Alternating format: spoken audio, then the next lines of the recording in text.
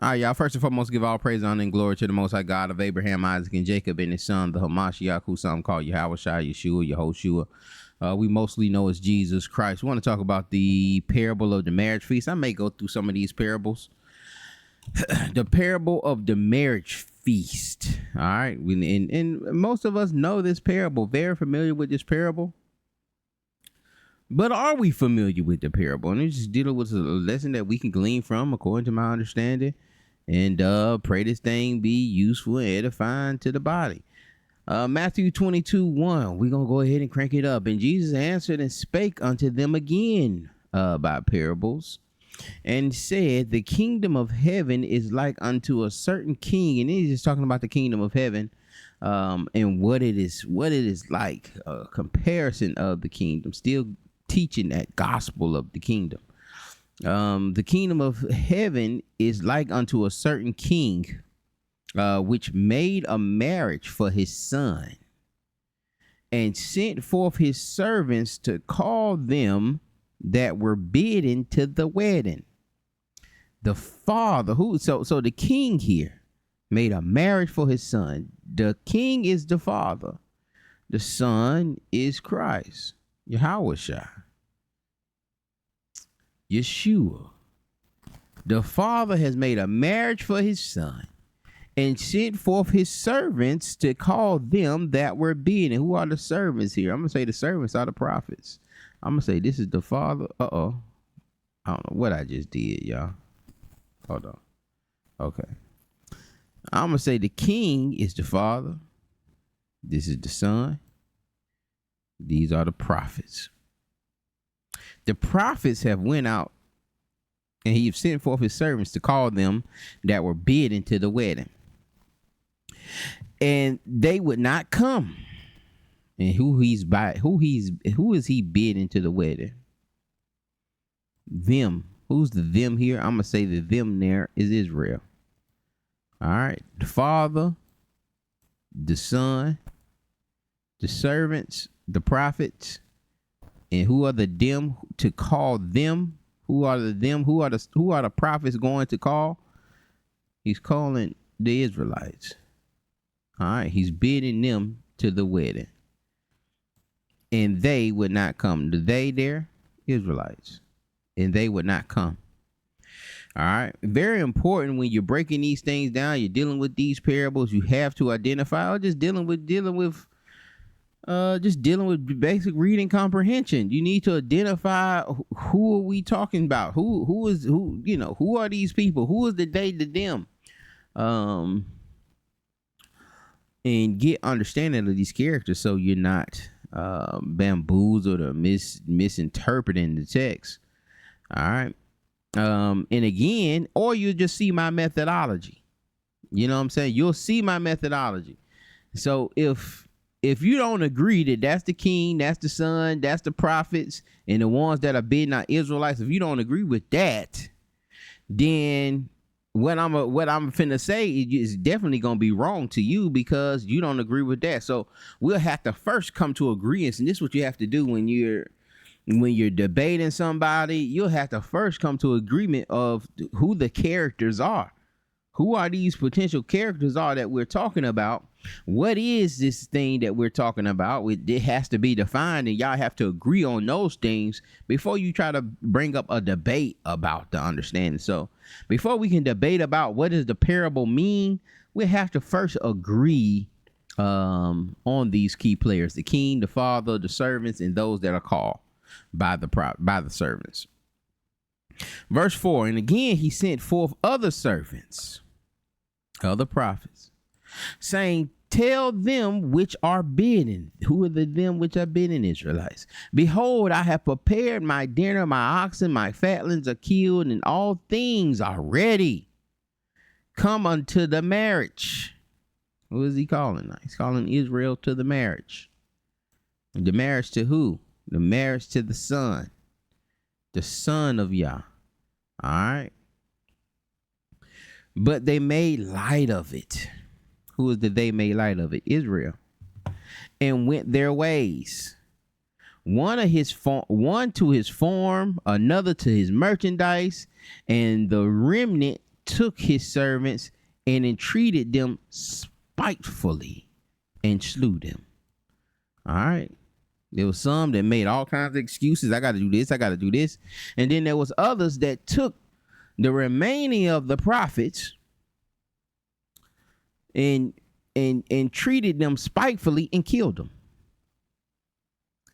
But when the king heard this, when the father heard thereof, he was wroth, and he sent forth armies.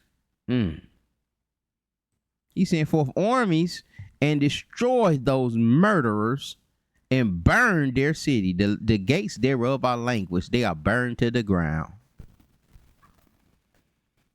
Then saith he to his servants, now he's telling his prophets, the wedding is ready.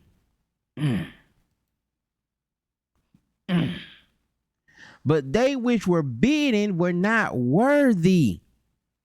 Who were bidden? Who were bidden?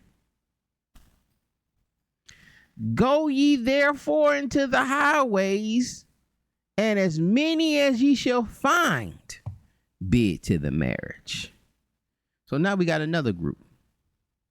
All right, we got those that were bidding. They were found out that they were not worthy.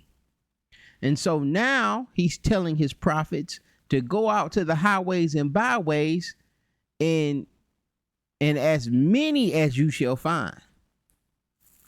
All right, first it was invite only. Now it's go out there and whoever you can find, bid to the marriage. This ain't invite only anymore. Whoever you can find out there, bid them to the marriage. Verse 10. So those servants went out to the highways and gathered together as many as they found, both good and bad. And the wedding was furnished with guests. And when the king came to see the guests, he saw there a man which had not on a wedding garment. And he saith unto him, friend. So the father comes in, he sees these guests, good and bad, whoever they could find out there on the highways and byways. But they weren't the bidding guests, because those that were bidding, those that had the invites, they made light of it. They made excuses. They had every other thing to do.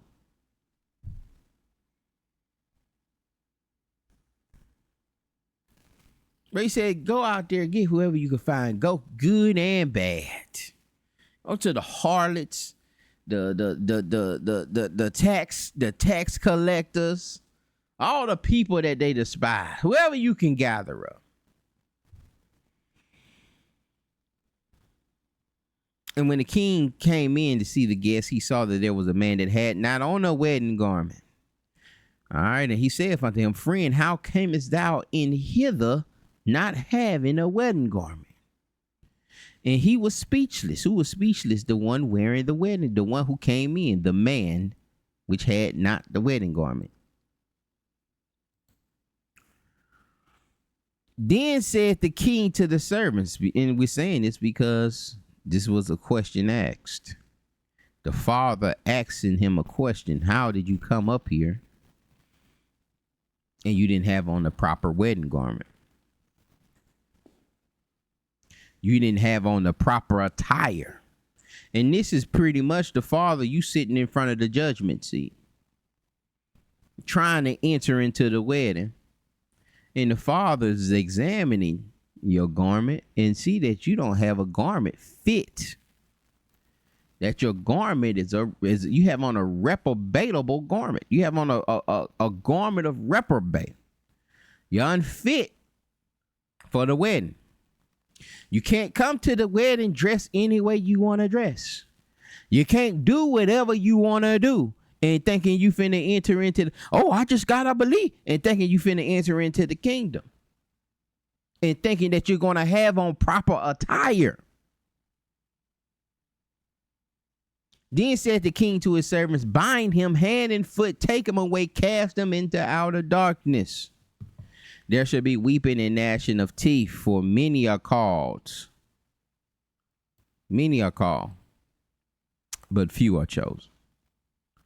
Many are called, few are chosen. There's going to be weeping and gnashing of teeth. It's going to be those who going to get up there and come on in. Yeah, I want to come to the wedding, and not have on the proper attire, and not fully giving themselves unto the Father, not fully giving themselves, still being, polluted and defiled by bitterness in the world.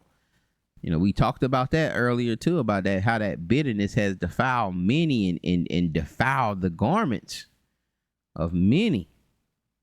You going up there with them spaghetti stains on your garment from feasting with the world, and you get in front of the Father, and he tells you don't have on the proper attire, bind them by foot and throw them into the outer darkness, or throw them into that lake of fire.